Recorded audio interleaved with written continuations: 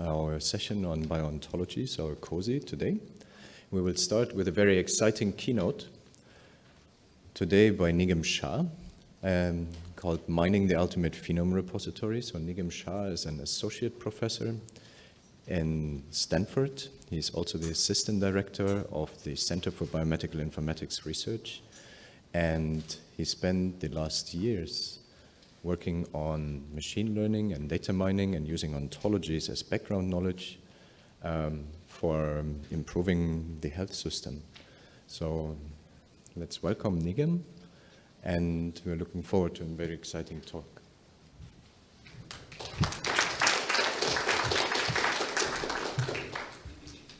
All right, thank you, Robert and Michelle and everyone here to wake up at this ungodly hour and be here.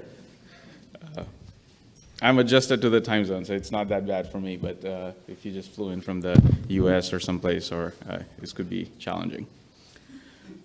All right, so I have about 45 slides. I don't have to go through all of them. What I want to do is to sort of build on the theme of ontologies are necessary but not sufficient. And I'll talk about a few things about building ontologies and infrastructure for that in maybe like 4 or 5 slides, and then go over to, okay, now we have them, so what? Like, what can we do with them? And that's the bulk of the talk. So I've been coming here for about 15 years, rounding up a bit, it's 14 and a half. And the first, 2001 to 4 was sort of my PhD. Graduate years, 2003 is when I discovered the bio-ontology SIG for the first time in Brisbane. I think I flew from Pennsylvania to Brisbane to present a poster. And today it sounds ridiculous, but it was a great experience as a grad student.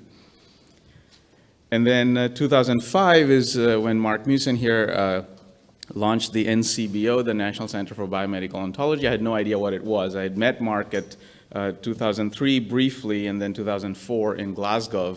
I gave a presentation, a short 10-minute thing. And then 2005, NCBO launched, and Mark hired me as a postdoc. 2006 and 2007, I was working mostly on using ontologies to index data sets. Then the next 3 years, I built 3 things that are web services now offered as part of BioPortal. The Annotator web service is probably the one that most people have heard of, the other 2, not so much. And then on the side, I was also doing research on taking enrichment analysis beyond the gene ontology. And we've heard references to that a little bit during yesterday's sessions.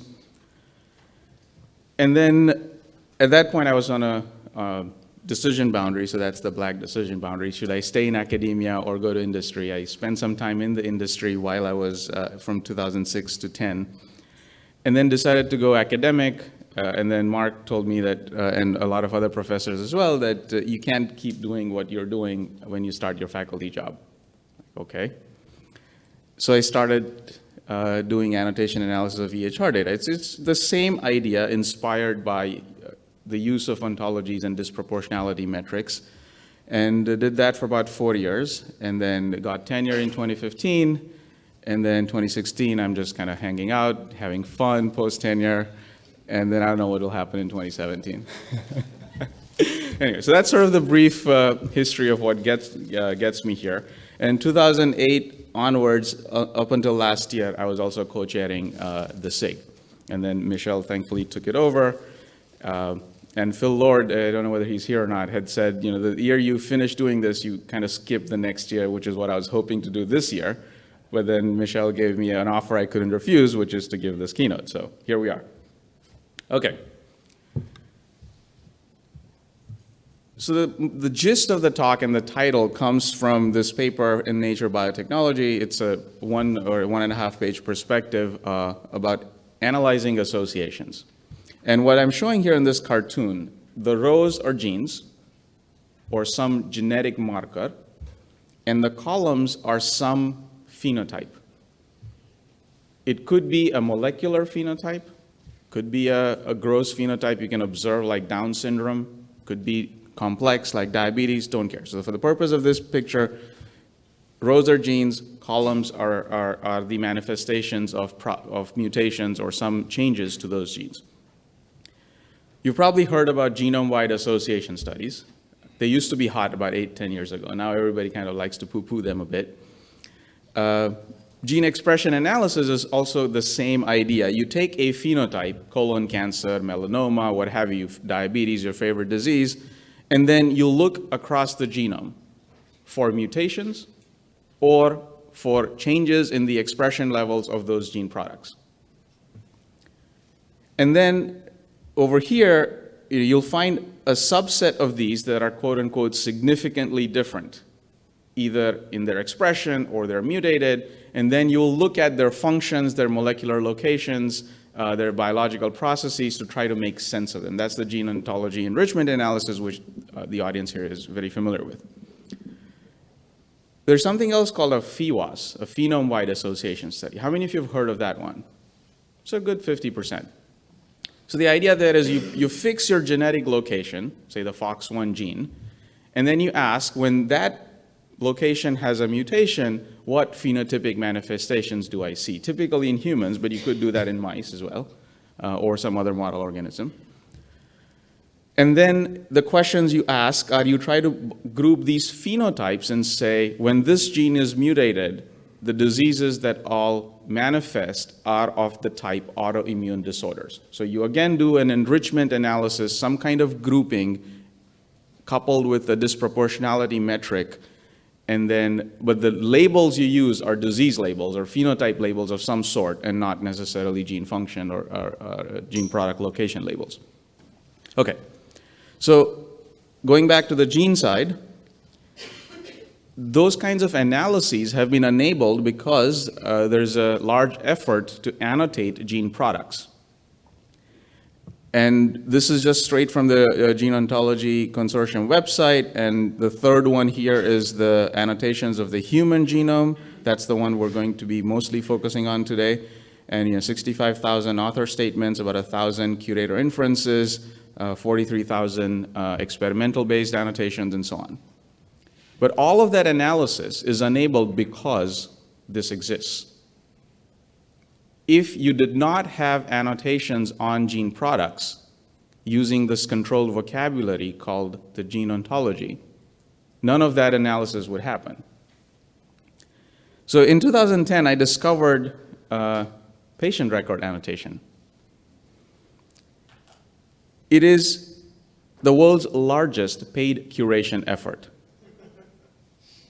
In the US, it's estimated to be about a $150 billion industry. It's 7% of our US healthcare spending. So that's 7% of $3 trillion. And there's more than 100 companies that would sell you something, a piece of software or a service that essentially looks at a patient record and assigns a label. Exactly as you would annotate gene products. Okay. So when I saw this, I said, I got to do something with it. So hold on to that thought, and let's go back to the gene side. So this map shows what are we doing with these annotations that we're assigning to gene products or other kinds of things. So for example, genes are here, or gene products. I'm using them interchangeably a bit loosely. And then the second slide I showed you was the curation effort to assign Go labels or terms to gene sets or proteins.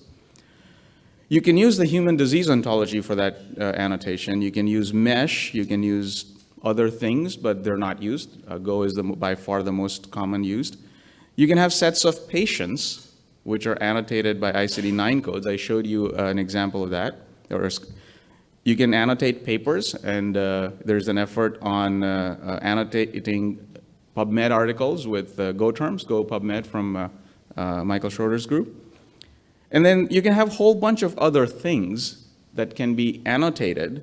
Drugs can be annotated using the indications that can be expressed using SNOMED terms. But we somehow don't do that. We kind of spend the majority of the effort here in this lower left corner. Again, there's a bias even on the gene side that we're basically studying some unit of the chromosome, ranging from a single nucleotide to the whole chromosome. You could have a SNP, and that could have an annotation, and you could have a chromosome 21, and have annotation Down syndrome. And so the focus is on finding the functional associations of parts of the genome.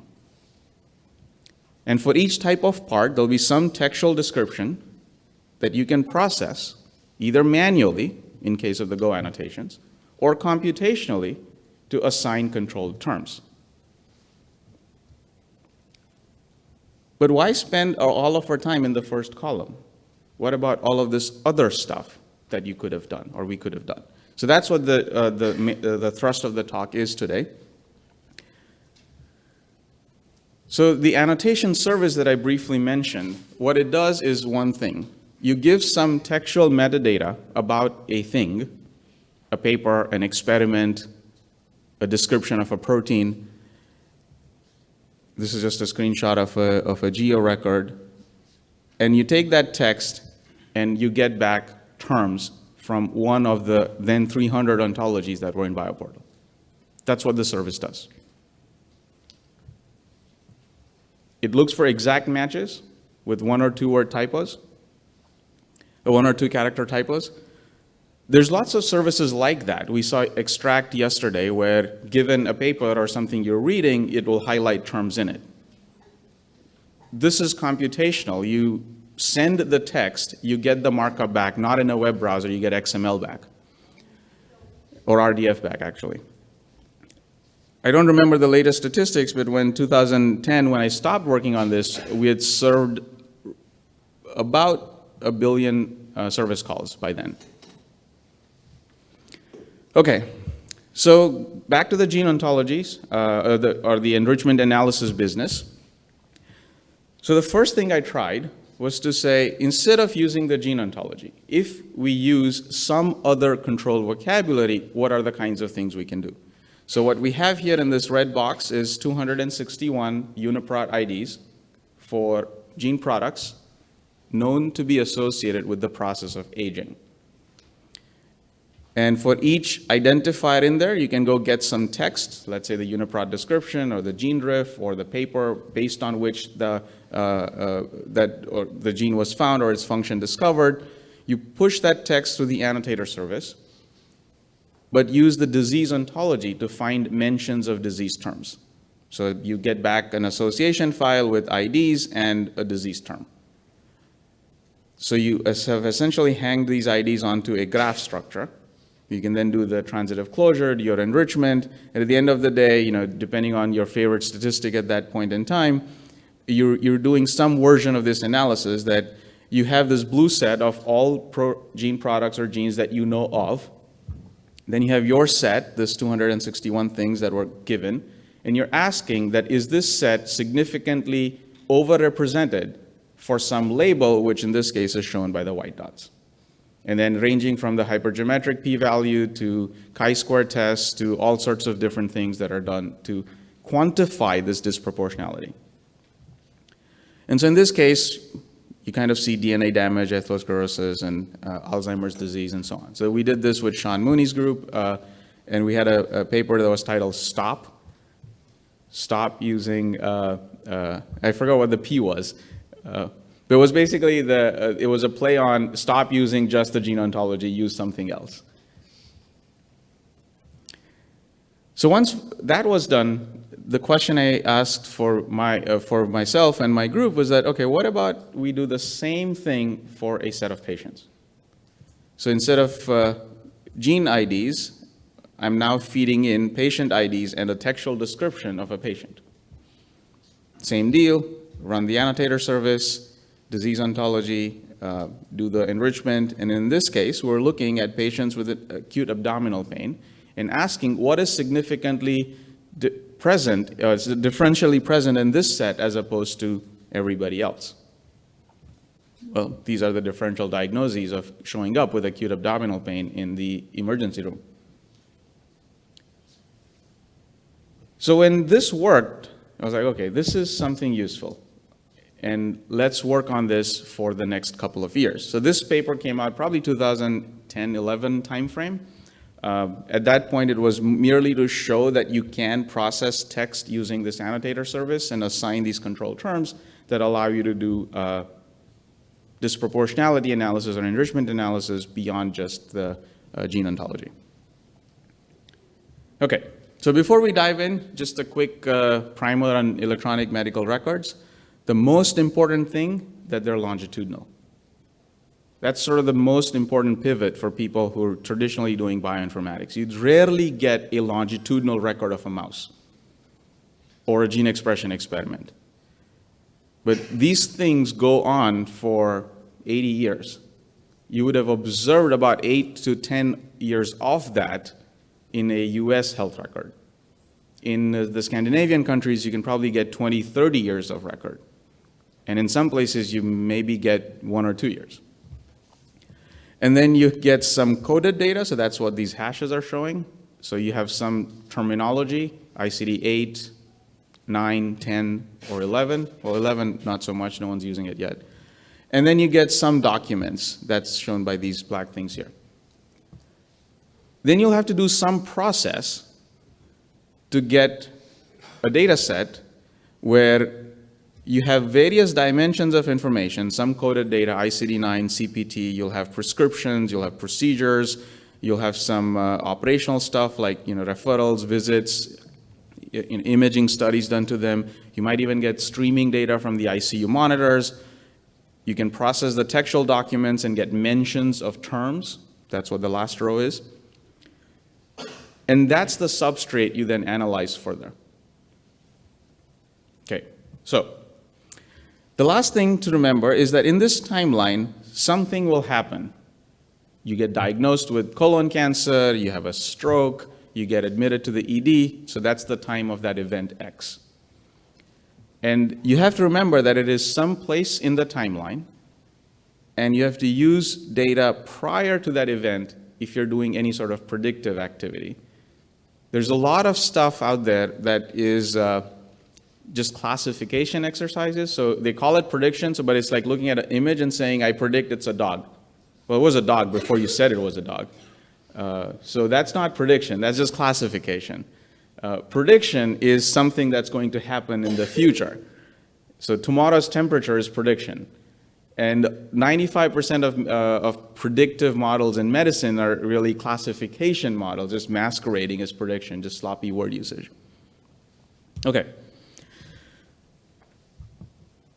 So I want to plant this image in your head, and I'll dive deep into it in 2 more slides. But the gist of it is that you have some people on whom you have data. You have some features or characteristics that you're observing. Those are the columns. They could be the drugs that are given to them, the diseases they have, the devices used in their treatment, procedures done to them. And then you have time. Of course, it's not regularly sampled. People show up in the hospital when they have a problem. And then the other key difference is that it's a 3-valued logic. You either have the thing, you know for a fact that you don't, or you don't know.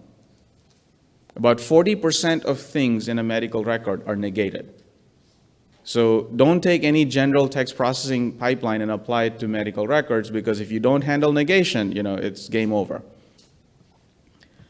And then the circle around is the kinds of data sets that we use. We use medical records, of course, reports made to the FDA, clinical trial data, patient forums, web search logs from physicians, from patients, and so on.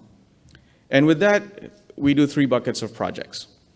Asking and answering a clinical question, which is what I'll spend the bulk of my time today. Generating insights, where we ask a question a doctor doesn't ask. For example, what is the normal hemoglobin for a 55-year-old Indian woman?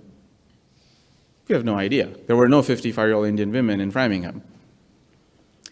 And the last one is building predictive models, but true prediction. So something that is going to happen in the future, 6 months to 12 months out, so that you have the ability to react and do something different. So the data, specifically the EHR data, is about 8 million lives over about 8 years across 3 health systems. A part of it is what we call the Stanford Digital Cohort. It's a buzzword I made up for our CTSA grant. What it means is about 2.4 million patients and their EHR, about 1 billion radiology images and 2 million pathology slides and so on. And then there's medical claims data on roughly 200 million lives over 8 years. And then commercial claims, write a check and buy them kind of stuff, about 15 million lives over 8 years. Then physician search logs on a search engine called UpToDate, which is a physician reference site that a lot of people use in the US. And then patient-generated textual content from the US's largest patient portal called Inspire. So that's the universe of data we're playing with. None of this is public. None of this is something you can just download on the web. And most of it you cannot process via a web service because you'll be sending it over the wire outside of your institution's firewalls, which will break a bunch of laws. So this is a fact of life. You got to deal with it. Okay, so I said I'll show you a matrix again. Think of the 3 axes: individuals, or they're not patients till they get sick, features, and then time. So I showed you this part already. That's the EHR side of the matrix. Claims looks something like this. You get hundreds of features, so columns, but you get millions of rows, 200 million, for example. And you have good longitudinal coverage. The genomic data is kind of wide in the sense that you have millions of features, 3 billion base pairs if you go whole genome sequencing, or 6 million SNPs. But you typically have very few rows, so small n. When people brag about the 10,000 genomes or 100,000 genomes, and then you almost never have longitudinal. So it's a different mindset. When you have big N or big P, you think about the data differently. When you have big P and small n, any model will fit. When you have large N and small p, you don't need fancy models. 2x2 tables and addition division works just fine.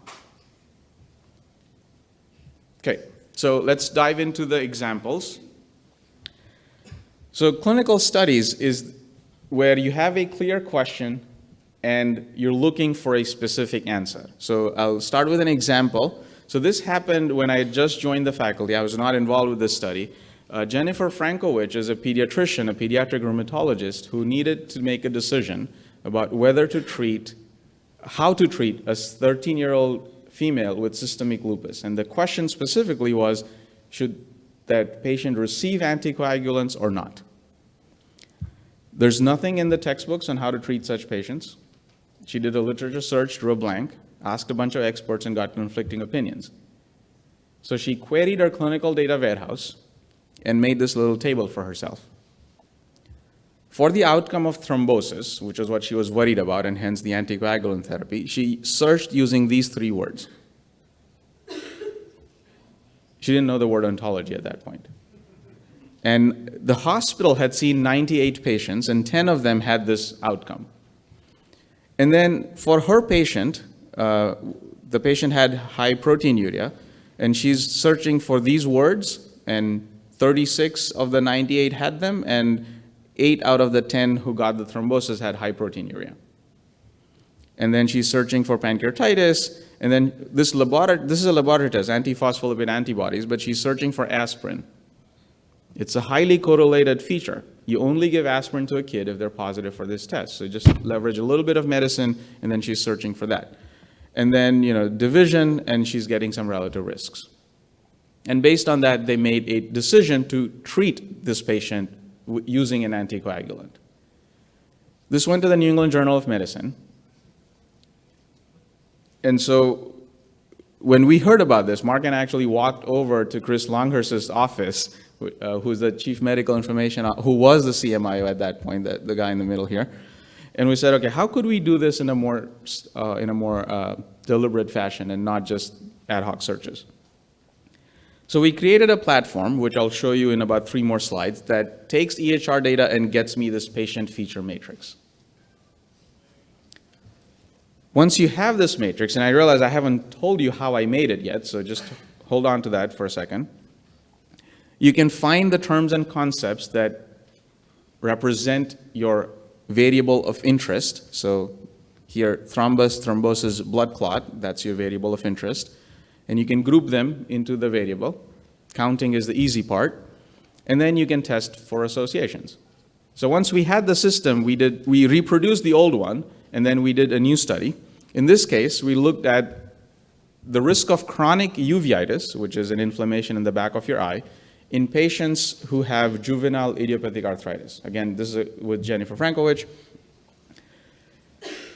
The first few things we did was to test a few things we knew to be true. So if the arthritis is oligoarticular, as in starts in less than 4 joints, it increases your risk of this adverse event, this complication, sorry. And we can see that. If you're positive for antinuclear antibodies, that's known to increase your risk. If you're RF factor positive, it's protective. And if you have psoriasis or a history of it, that increases your risk. That's just a common sense check. Can we find things we already know to be true? Now, what prompted this study was a question from a parent to Jennifer asking, are allergies associated with uveitis? And the reason for this question is that there's a guideline right now that says kids with juvenile arthritis should be screened for uveitis every 6 months. And you take your kid once, you go twice, but then real life hits, and if the kid is fine, very few people show up the 3rd or the 4th time for getting uveitis screening at every 6 months.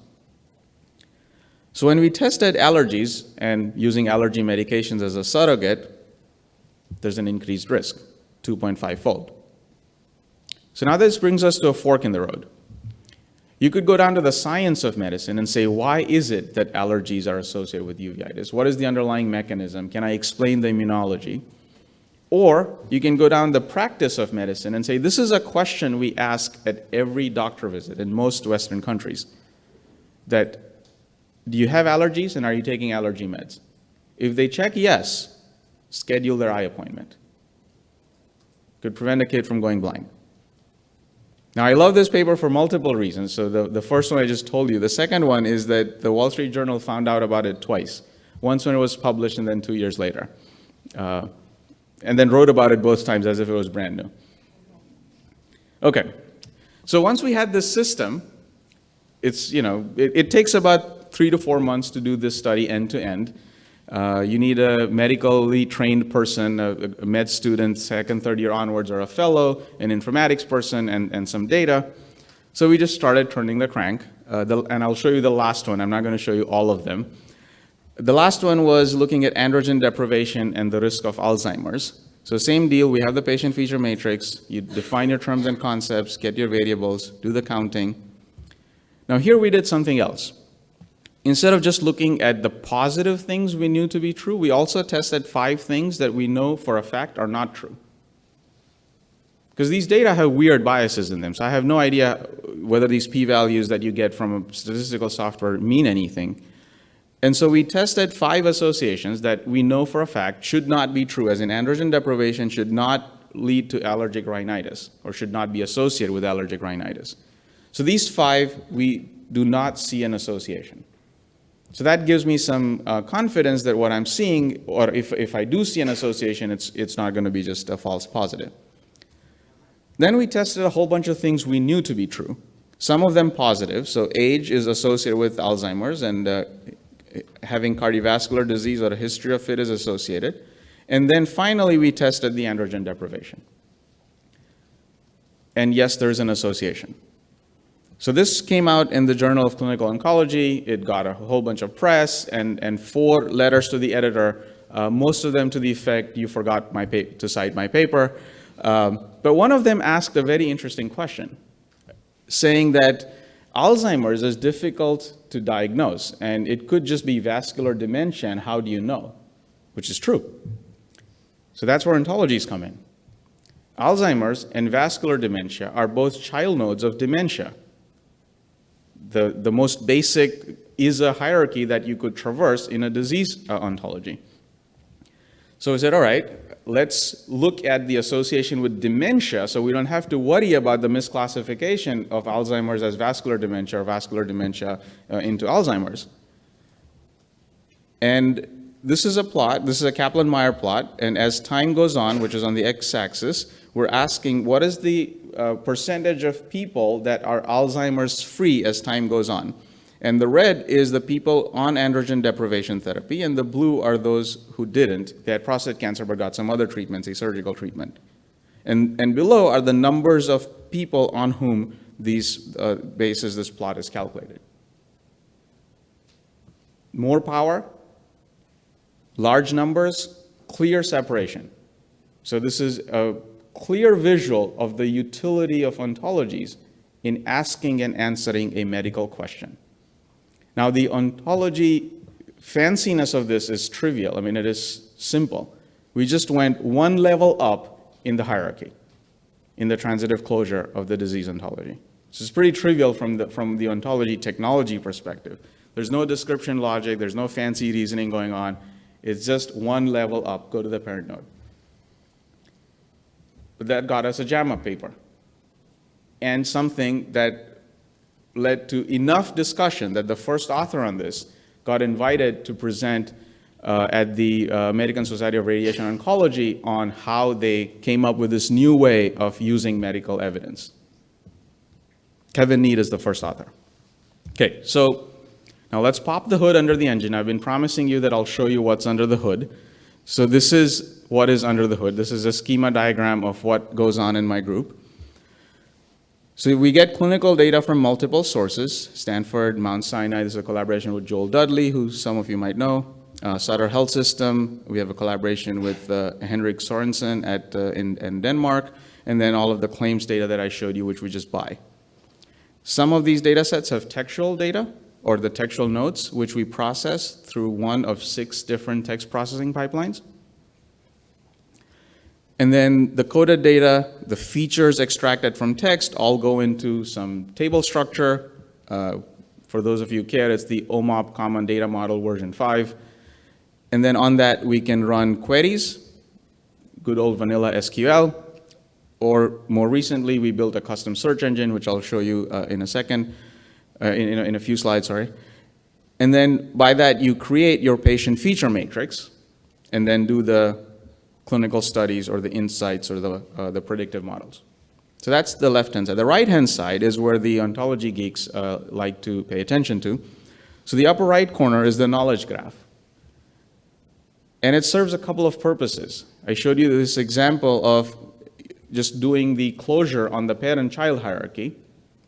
It's most useful on the drug side. You might want to ask questions at a higher level in, say, the ATC hierarchy. So acetoaminofen, for example, has 1,800 trade names. Now, you don't need to be an ontology expert or a data miner to know that one is better than having 1,800 separate features. And then, so that's this little icon here, the green graph. On the left is the other purpose the knowledge graph serves, which is gets you the near synonymous bag of things that are relevant to your concept of interest. And I'll actually go down into each one of these in the few subsequent slides. And then here is all of the metadata about these things, these terms in ontologies that we collect in an attempt to figure out which ones should we keep. And I have like one slide on each one of these. I won't go into too much detail here. And the other big piece is this phenotyping. Like, how do I know the patient had X? Juvenile arthritis, chronic uveitis, diabetes, stroke, heart attack. You can count using ICD-9 codes and words, using if-then-else logic, or you can use classifiers and fancy machine learning to assign a probabilistic label that they have that condition or not, and anything in between. So these are sort of the two main things where ontologies are used. The left column is basically data processing, text processing, which also uses the knowledge graph, and then the actual questions in the lower left. Okay. So in the text processing, that's the first place where the knowledge graph gets used. We have this is just a stylized version of a clinical note. One of the 6 text processing tools we use, in this example, it's Unitech. So feed in the knowledge graph, feed in negation detection routines, because without negation detection, it's useless. And then out comes the processed text, all we keep is literally these numbers, that at this position I saw this string. The information contained in that is what you would see here. Red is the negated stuff. The black is some medical term. Everything else becomes white space. It's also a great way to de-identify, because a sentence such as female CEO of a large internet company on Page Mill Road, which by US law is actually PHI because it uniquely identifies one human being. You push it through most text processing pipelines, they'll say, yep, there's no PHI in here. You do it this way, all you find is female, everything else becomes white space because it's not a medical concept.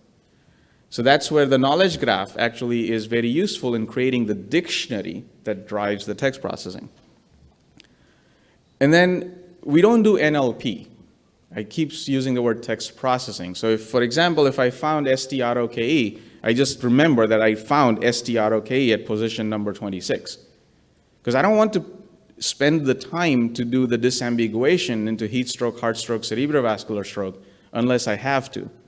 Because at the time I'm asking the question, if it's a pediatric patient, the date of admission is in August and I'm seeing ice packs, I mean, it's heat stroke. I don't want to do NLP to figure that out. I can just look at other stuff. So we just index these term mentioned. It's not the patient feature matrix yet. Now, when you have a question, so let's say the juvenile idiopathic arthritis example, you again go to the knowledge graph, and that gives you the bag of things based on which you are going to count a presence of that condition. So that's this little icon here on the left. And you count present positive mentions of the concept that are about the patient. And that's what gives you the patient feature matrix. So that's sort of the underlying workflow, the text processing, and the phenotyping all on one slide. So if you do text processing, you need to know negation. 40% of things are negated. The context that you need to know is that, is it about the patient or somebody else? So if family history of diabetes doesn't mean the patient has diabetes. Temporality, you can get away with fully not knowing. I mean, if you only know negation and whether it's about the patient, you can get away not doing temporality because there's this patient timeline. Only focus on mentions that are about right now and then forget figuring out heart attack from 5 years ago. Just rely on having the record from 5 years ago when it's heart attack right now. So you can get away with not doing temporality if you have good longitudinal data. Okay. So where do ontologies and knowledge graphs come in? So there's 4 primary uses. So now we're double-clicking the upper right corner of that hand-drawn slide that I was showing you. And we'll go into each one of them one by one. So first, we'll identifying what thing subsumes what other thing, the Alzheimer's, dementia, vascular dementia example. Normalizing alternative names to one identifier, like thrombus, thrombosis, blood clot. Selecting the right concept level. Should I ask my question at lisinopril level or beta blocker level? ACE inhibitor level. And then finally, building dictionaries for text mining. And there are 2 specific questions, what terms to keep, and then most important, figure out which terms are missing. Okay, so let's look at them one by one. And then before you go into which ontologies to keep, for every ontology, you need to ask these 3 questions. What is the basis of classification in that terminology or ontology? As in, what is the meaning of the link? Is it is-a? Is it part of? Is it transitive or not? What is the extent of lexical information that's provided? Do you get synonyms? Do you get names in other languages? Do you get alternative names? And then is it mapped to other terminologies and ontologies? How connected a given graph is to other things is an important metric of the utility of that particular ontology. So then the first question is, which ones do we want to keep? Now, I could debate this based on the merits of the ontology design and so on, but we decided to take a very practical approach. We processed our textual content using all terminologies in BioPortal, and we just counted which ones give us the maximum term mentions. And then we counted that if we do it incrementally, that if I've already used NCI thesaurus, what else does SNOMED get me, and what else does MEDRA get me, and so on. And then at some point, you don't find any new things, and that's when you stop. You expand your data set. So doing it this way, it comes to about 22 terminologies that we need to use. And I mean, we could debate about whether that's a logical choice or not, but the facts are not going to change that these cover all the mentions that exist about medical concepts in our data. Okay, then normalizing alternative names. So here's a concrete example. Let's say we have these three terminologies, SNOMED, CD, MEDRA, and MESH, and each one has a term or a concept representing your entity of interest. So let's say Addison's disease, adrenal insufficiency, and then MEDRA has hypoadrenalism syndrome. I need to define this red bag of terms so that when I'm doing my analysis, a doctor could write any of these and I would still count the right mention. And so in the pre-processing, we know that there's about 89 mentions of hypoadrenalism. Adrenal insufficiency has about 4,800 mentions, and then Addison's disease and all of these different variants with the apostrophe, without the S, and so on, have these many mentions. We do this on the Stanford data set, on Mount Sinai's data, on Mayo Clinic's data in a collaboration with Hongfeng Liu. And that gives us all the metadata that allows me to know which terms are useful. About 85% of SNOMED can be completely thrown away because nobody ever uses it. So yes, SNOMED is big and has a million concepts, but if you can throw away 85% of it, it's still nice, small, and manageable. The other big one is choosing the right level. Now, this is a little bit more involved process. We heard a reference to it yesterday in the evening keynote about the information content. And so when you have all of this metadata, how many times is this particular term mentioned, you can then calculate information content, which is like an idea from 1995. And across all of the different data sets we've observed, this IC content of between 4 and 7.5 is somehow magical and useful. There's no theorem to prove here. It's just based on doing hundreds of such studies. Above 10, you'll have too few samples, and 3.5 and 3 and 2s, there'll be very high-level concepts that are not interesting. All right, so then the last one, the dictionary building part, which terms to keep. So again, I worship at the altar of data. So we started with all of the different terms that we had. And then we processed the 2 or 3 clinical data warehouses I told you about. We also processed all of Medline, got the frequency counts. So that's the easy part. Then we ran a parser, a full language parser on all Medline abstracts and created these parse trees. I don't do that on clinical text because it's not natural language. Like you would create a parse tree of a sentence that is natural language. Clinical text is not natural, so I don't do it parsing on it. And that gets me syntactic types, that how often is a particular phrase a noun, adverb, adjective, or and so on. And then finally, we look at the UMLS and ask how many different semantic types does a particular term have. So CELL is terrible because it could have, it could be this thing in my pocket, could be something that grows in a petri dish, could be a terrorist cell, could be a battery that powers a flashlight. I mean, it could mean many things. But malignant melanoma is nice and clean, only one semantic type. It's a neoplastic disorder. And so based on such metadata for every term, how often is it mentioned, which documents, how often is it a noun, and so on, we can apply 3 filters to figure out which terms are good. So now if a phrase is used as a noun phrase about 95% of the time in Medline, and then I'm doing exact string matching with it, what is the chance that it miraculously shows up as a verb? So I don't have to do NLP at that point. So runtime, it's fast, blazing fast. Okay, and just one slide on the electronic phenotyping piece. Just 2 broad buckets. You could do it rule-based or expert consensus definition-based, where you sit down and say, I shall believe someone is a diabetic if they have these ICD-9 codes, a metformin prescription, and A1C measurement. Or you could do it probabilistically, just like you do spam filtering. You train using 1,000 positive examples and 5,000 or so negative examples, and then you get a classifier. Given a new case, you get a probability. So in that universe, it is possible to have diabetes 0.87. And then you have to think carefully how to use it. Most people just put a threshold and say, if it's above 0.85, I'm going to call it a yes. But you could use phenotype as a continuous trait. I mean, why not? Blood pressure is a continuous trait. Why not diabetes? Okay, so back to the map. So we just had a little detour through the handling of the knowledge graph and a short overview of phenotyping. So I did this for about 3 years. We got a bunch of papers, I think about 10 a year, doing different clinical questions, ophthalmology, surgery, dermatology, all sorts of different disciplines, and medical disciplines.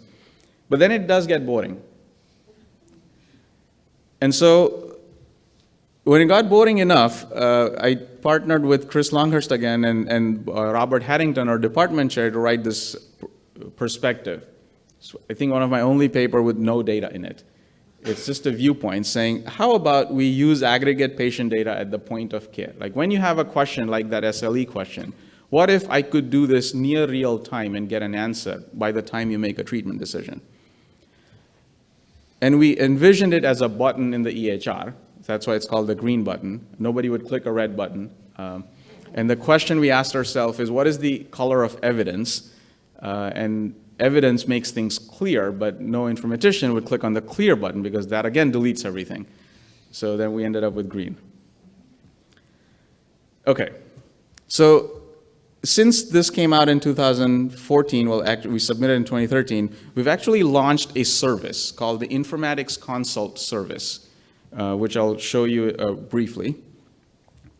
What it is that given a specific case, we provide a report with a descriptive summary of similar patients in Stanford's Clinical Data Warehouse, and actually now also in the Truven Market Scan database, the common treatment choices made, the observed outcomes after specific treatment choices. It's an IRB-approved study for 1 year. We promised to do 100 consults. We've done 24 so far. Why do I want to do this? Because randomized clinical trial-based evidence is available in only a small fraction of situations, about 4%. And I can prove that very easily. So even in a well-studied field like cardiology, only about 19% of guidelines from the American Heart Association have evidence that's based on randomized controlled trials. And for those of you, are there any practicing doctors here? Okay, no one. If you ask practicing doctors, how often is a guideline directly applicable when a patient walks in the door, you get answers in the low single digits. So even if you're generous and say 20%, 20% times 20%, 4%. Rest of the time, they're making their best guess estimate of what is relevant to your situation. More than half of the published studies might be wrong. Problem is we don't know which half. And then the last one is now we can. Because it is possible to learn from experiences of patients, querying the data for patients like mine. It's not patients like me. It is not someone who's on a mission to save themselves. This is the clinician using the clinical data warehouse as a source of a second opinion from thousands of colleagues. So how we do this? We set it up as a service, just like you order a lab test or order a chest x-ray. You submit a request to this email address. Somebody then picks up the phone and sits down with you to understand what your question is. We then define the phenotypes, generate the cohort, do the analysis, and report back, ideally in a day, sometimes 2 days. So here's an example, the same one. What is the relative risk of thrombosis in children with SLE with proteinuria present at any time before thrombosis or for more than 60 days? That's the same question that Jennifer Frankowich had. We have 259 patients, and we can make this table get roughly the same answer 3 years later by simply doing a search. Here's how we define the phenotypes. SLE, proteinuria, we have high protein lab result or present positive mention of nephrosis, nephrotic, or so on. The long-term proteinuria, and then thrombosis, thrombosis, blood clot, and so on. Here's a screenshot of the search engine. It's literally these 3 lines of queries. This is how we define children with SLE. thrombosis defined using ICD-9 code and text mentions, and then those that had SLE and then had thrombosis. So you run this 4 times, and you fill out these numbers, take out your calculator, do some division, and you get your risk estimate. So this is a simple one. I have examples of more complicated ones, which I'm happy to show during the break. Okay. So the current status, we've done about 24 of these. One of them got expanded into a conference submission because it was about a question about how to treat hypertrophic cardiomyopathy, which had been unsettled for quite some time. Another one is about how to manage blood glucose in admitted patients using short-acting insulin or short-acting and long-acting insulin, so something called combinatorial therapy. And turns out one of them is like just plainly bad. And then one of them turned into a 7-site collaborative study, and here the question is, what is a good second-line treatment for diabetes? There's 34 clinical trials that attempted to answer this, and none of them have an answer. And then 4 we could not do due to lack of data. All right, so this seems all nice and fancy. When we wrote that review paper, perspective paper, we did a literature search, and it turns out that the first time somebody did this was quite a while back, 1974. The challenge they had is that their library of patients was 674, so not that big. They ended up creating their own custom terminologies, their own knowledge graphs. They have an ontology driving this. And it does allow you to aggregate up and down the ontology tree to get an answer. In that case, the answer was also just cut and dry mortality for lung cancer patients. But the idea has been around since 1974. That's the oldest reference we could find. Okay, so I'm going to switch gears now and go from clinical studies to insights. So I think I've given you a nice flavor for how ontologies can be used in answering clinical questions, which is what the School of Medicine cares about, and that's what gets me tenure. Then you can also ask questions that a doctor is not asking or an institution is not comfortable asking. You can do stuff like that after you've gotten tenure. So patient-centered outcomes are pretty big in the US these days. And what we're looking at here is the rates of urinary incontinence in men who've undergone prostate cancer treatment, or surgery actually, over time. So the x-axis is number of days post surgery, and then the y-axis is how many patients had urinary incontinence. The left panel is as documented using ICD-9 codes, and the right panel is as documented using text processing. Now, when a man has to undergo prostate surgery, there's only 2 questions. Are they going to leak? Are they going to be impotent? You don't get paid more for seeing a leaking patient. So even though there is an ICD-9 code for urinary incontinence, the usage rate of that is 0.7%. Like, nobody bothers entering it because you're not going to get paid for it, no incentive, you're not going to do the work. But if a person is leaking, you bet they'll tell their doctor. And then while they're typing, they'll type that out as well. And there's only a few ways to misspell incontinence. And so you can see that in the textual data. So this went to a quality meeting on patient care quality and so on. And the gist of it is that by looking into the text, using very simple text processing driven by dictionaries coming out of ontologies, you can answer a question that has material implication on somebody's choice of whether to get, say, robotic prostatectomy or an open prostatectomy. One of them is 3 times as expensive, and the rates of urinary incontinence are about the same, actually. One more example on the insight side. I showed you that example of, I mentioned the example of hemoglobin level, normal hemoglobin for a 55-year-old Indian woman. We've actually done that kind of an analysis. So what we did is we looked at laboratory tests and asked, so here's in the starting population, the light yellow, of the distribution of hemoglobin measurements in our clinical data warehouse. Then we ask what diseases associate with being in the extreme left or right tail of the distribution. And you'll find things such as hemochromatosis and anemia and so on. You throw away those diseases in the patients that have those diagnoses. And then you repeat. And you keep repeating till you do not find anything that is significantly associated, so enrichment analysis, classic enrichment analysis, with being present, being a member in the extreme left or right tails of the distribution. And at that point, you end up with this the light red curve. We say that is the normal distribution of hemoglobin in our population. How do we know that's correct? Because when we look at this low threshold and ask how many people that are below the 95th, the 5 centile of this distribution actually got treatment in the form of an iron supplement, the positive predictive value of getting treatment using our cutoffs is way higher than the positive predictive value of getting treatment using the institutionally published cutoffs. So that's how we know that we've actually learned the true normal range of hemoglobin. Again, simple enrichment analysis. Another clinical question on cancer surveillance.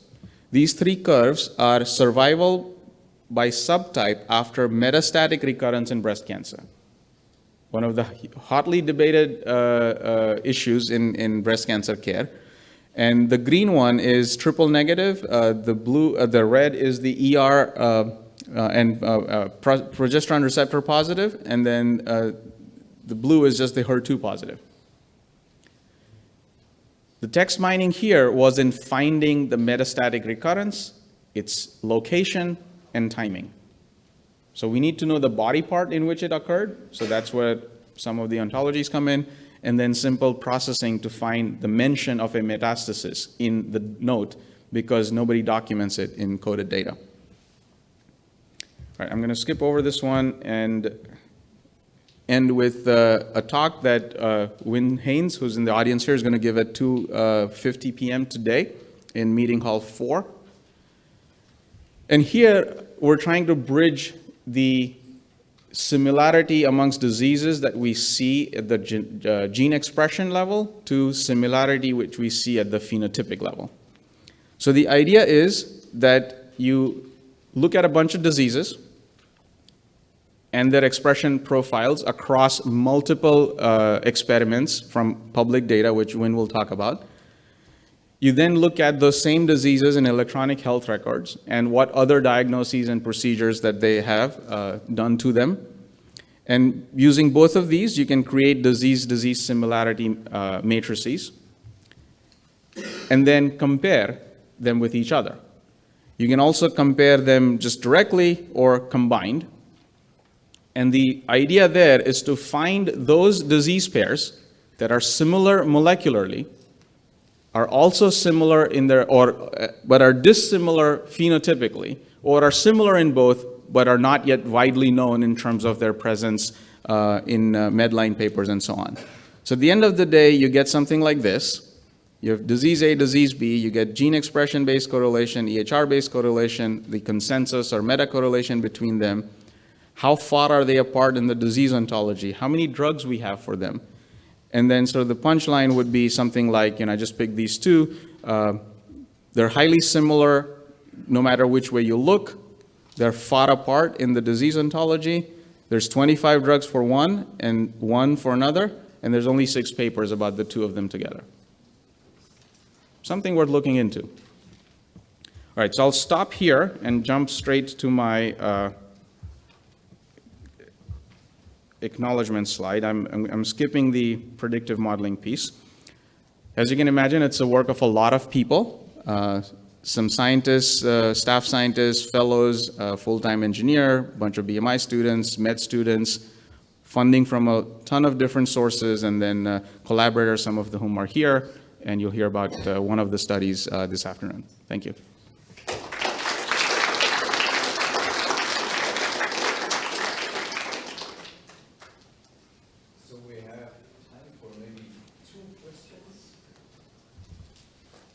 Hi, thanks for such a great tutorial and talk. I do a lot of exome sequencing in a few hundred at a time patients with a given disease. Specifically, I look at retinal degenerations and optic nerve degeneration, and this is in old people. And the challenge in phenotyping them is to identify the patients who are fine for a while, slowly getting worse, and then they crash. And distinguishing those patients from patients who have a kind of continuous decline.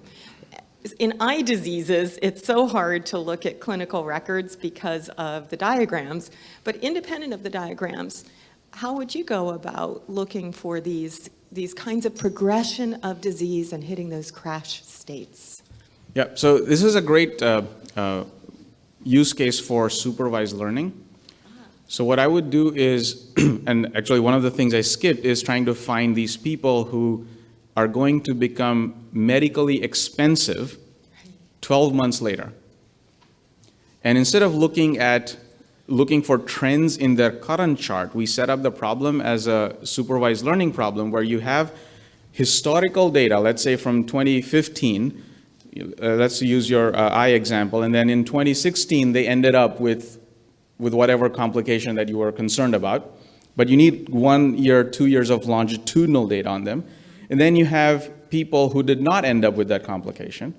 And then you learn an SVM or a random forest or even a logistic regression-based classifier that discriminates those who are going to crash from those who are not. And then for the new person that you're concerned about, if you have a year of data on them and you can't tell whether they're going to have a complication or not, you just feed in that record and you get a probability whether they're going to have a complication or not. We've done that not for optic diseases, but I've done that for cost, for delayed wound healing, for who's going to be dead in 12 months, for who has underlying latent genetic disease. Of course, the performance differs, and it depends on how much training data you have, but I think that's what I would try. That was a great talk, Nigam. So at the University of Washington, we're seeing an increased interest in other types of data to be integrated with clinical data sets like mobile health data, patient-reported outcome measures. Some are clinical, some are research, genetic or genomic data.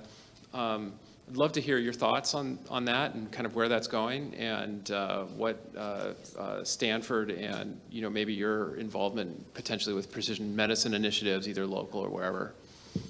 So we have a genetic clinic at Stanford now, where the idea is that whenever somebody goes to that clinic, they'll get whole genome sequencing and that data will become part of their medical record. So the infrastructure is set up. It's still not clear what role routine genetic testing will have in the management of common diseases. So it definitely has value in two places. One is in hereditary diseases like cardiomyopathies and things like that, and in cancers, where it's more about the tumor sequencing than the somatic genome, the genome of the other parts of the individual, and seeing the response to treatment and escape from treatment. So those are the two places where we are seeing usage of genetic sequencing. The other data sets, such as variables and trackers and so on, the use cases that are emerging are the ones where you use that incoming data feed for risk stratification. You use that data to flag those who are likely to crash and burn in some form or fashion. Because the central problem in population health management is you have one nurse and you have to take care of 1,000 people, and the question every day at 8 a.m. is, who do I call today? So if you can use that incoming data to create a prioritized list of who is it that you should follow up with today, then even though your classification performances might be bad, as long as they're 3 times better than just random guessing from those 1,000, you deliver value to the organization. Great, thanks.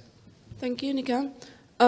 So I noticed that in the building of your dictionaries, you combine the few vocabularies together, which is great because it gives you the coverage that you need.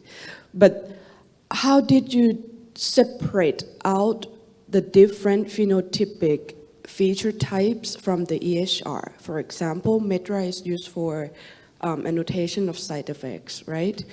But in the clinical records, it's very hard to make that separation of what should define as the phenotypic features of a disease?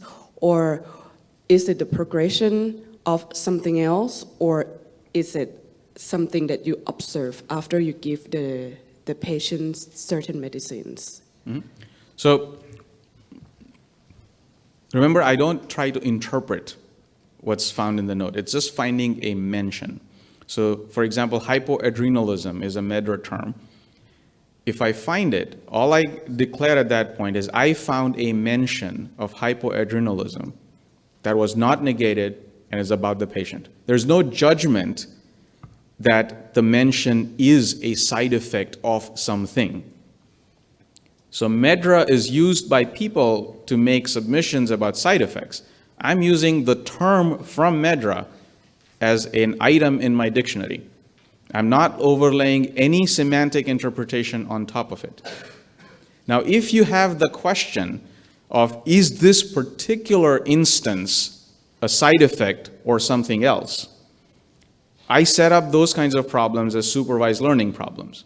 So for a given drug disease pair, you can look at a bunch of features, an example of which might be the co-occurrence of a drug and the disease, the temporal order. Did the drug come before the mention of the hypoadrenalism or come after? For things that are equally commonly said in terms of frequency, how often is something an adverse event or not? Like, you can create a feature vector of about 25 such things and then learn a discriminator that would tell you that that particular instance that you're looking at in that patient, is that an adverse event or not? So it's a bit uncomfortable, but you have to separate the semantics from just the mentions.